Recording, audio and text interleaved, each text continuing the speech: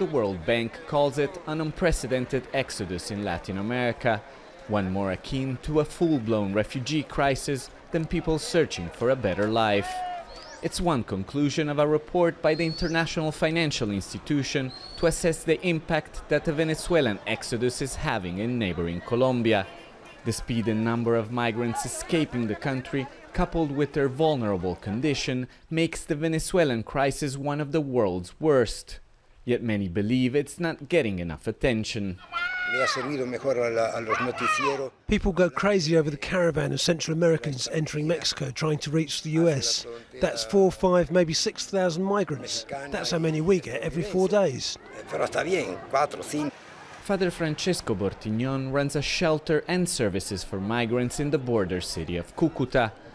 Hundreds of Venezuelans sign up for assistance daily.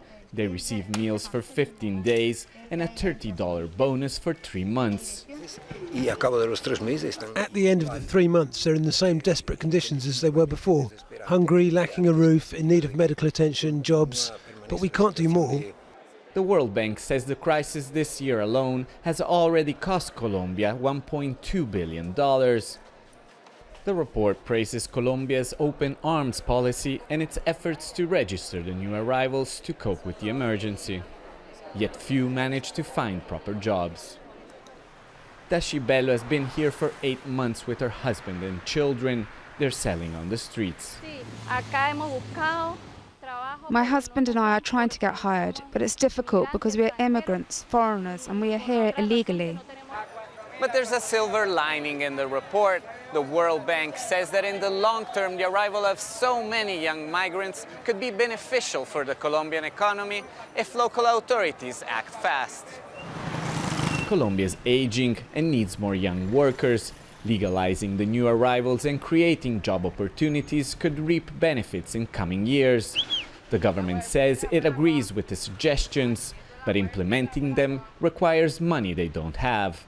The government is making a huge effort in the middle of major fiscal restrictions. We need the international community to understand what's happening and lend us a hand. International donors have promised $130 million for Colombia. Only 30 million has arrived so far. With the crisis expected to continue and likely getting worse, the entire continent is threatened with the consequences. Alessandro Rampietti, Al Jazeera, Cucuta.